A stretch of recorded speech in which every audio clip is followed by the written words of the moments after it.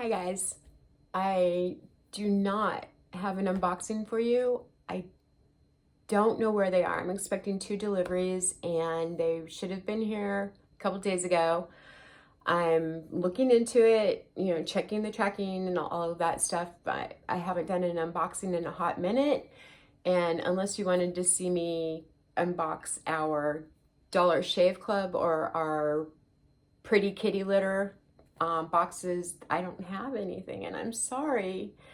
But the next video, I promise, will be an unboxing and review for whatever that's worth. But today I wanted to talk about something a little more serious, and I plan on putting something in the title of this, some sort of warning or trigger warning. Last week was the 10-year anniversary of my dad passing away. And, there were Facebook statuses, there were, posts, there were things, going around and I didn't really get too far into those, didn't like them, didn't, thumbs up or any of that stuff. I just sort of stayed away from it. I felt like a lot of people choose to memorialize the date of the person dying. And funny enough, with my dad, his birthday falls within a few days of his death anniversary. I don't know what the proper term is for that, and there shouldn't be one anyway, but I understand why people observe it. I understand that it's, another way to remember that person. I, on the other hand, choose to remember the person in happier times or when they were around me, in a joyful memory that I have of them. I think that it took me so incredibly long to get to the point where I would wake up and not, be going through my day and immediately, or not even immediately, but whenever the thought would cross my mind, I would feel just like I got punched in the gut, remembering that my dad wasn't here anymore. And that took me at least a year to get past. And it was an ongoing process, remains an ongoing process, I think. Being the 10-year anniversary, it gave me a chance to, that's a milestone. It gave me a chance to look back and kind of realize that I have evolved out of the grief, the intense grief that I had. I have gotten to the point where, although I think about him often, it's not an every single day thing like it used to be. Certain things will spark my memory, and instead of, looking at the day he died and being sad because he's not here, I prefer to think of him when I do in happier terms and happier memories. And that doesn't mean I don't miss him. I miss him all the time. He's probably one of the most logical people I have ever known or will know. He was always very black or white. There was never gray with him. And there have been so many times over the last 10 years, I wish I could just pick up the phone and ask him his opinion on a certain matter or something like that. And just, he was just a great dad.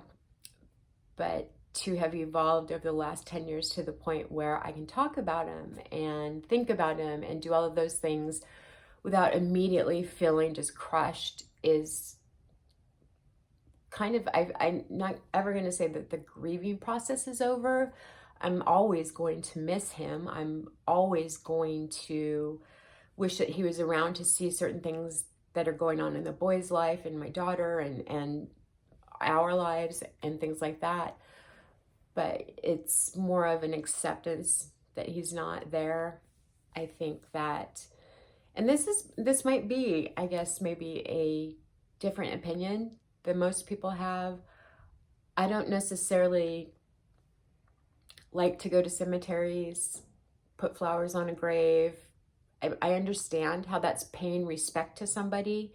Um, when I first came to St. Louis, all those many moons ago, I worked at a synagogue for just about 2 years as their administrative assistant. And the rituals and ceremony that they placed around the death of someone was absolutely just mind-numbing to me. It was so ceremonial, and so, I mean, the way they had everything laid out.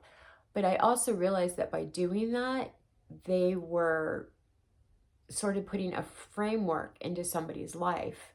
And that gave them, the beginning, the end, the morning done. And I saw the brilliance in that, actually.